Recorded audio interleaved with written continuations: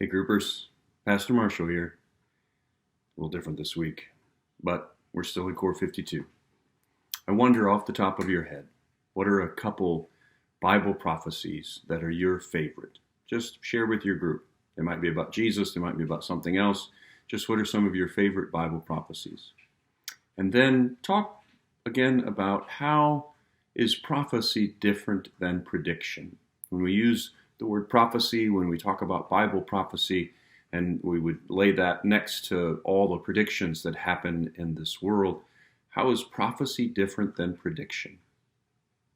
Well, we're looking at Psalm 110 this week in our Bible study and in our message, even though we're reading Psalm 2 for Core 52.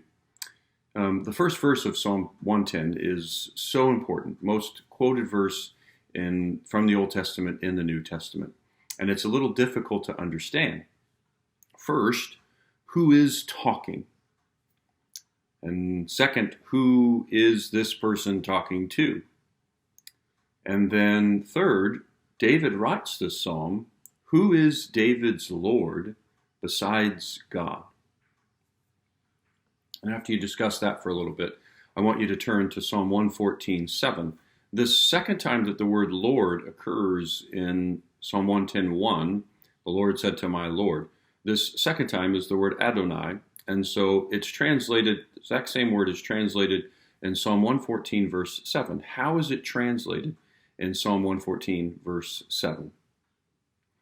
Can you think of a way that this verse would make any sense to King David? Can you think of a way that this verse would make any sense if we were talking about King David? Is there any way that this verse can be about anybody other than Jesus? Talk about that as a group. Then I want you to spend some time talking to each other about Melchizedek. Who is he? Where is he in the Bible? Why is his role so unique? How does he relate to Jesus? I want you just to talk. What do you know about Melchizedek? Just share with your group. Impress them. What do you know about this character Melchizedek that's in verse 4? And then after you discuss these two really important prophecies, I want you to look at verse 5. What is peculiar about verse 5? And how does it relate to Jesus? So, three major prophecies in this little short psalm. How easily are you convinced of things, or are you really hard to convince? Can you give an example of that? Are you a person that's easily convinced, or are you a person that's hard to convince? Maybe you'll talk about this virus or this vaccine and where you are on that when it comes to convincing.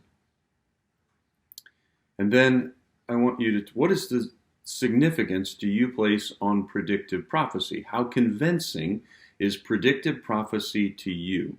How much confidence does predictive prophecy give you about Jesus? Does it give you a lot? Is it very, very important to you? Or are there other things about Jesus that are much more important to you? And that's what I'd like you to talk about. I'd like you to rank the things that give you assurance about Jesus. What is at the top of your list? Is it his teaching? Is it his resurrection? Is it his miracles? Is it prophecy? Just think of some of these things and try to put them in the convincing box, the convincing order for you.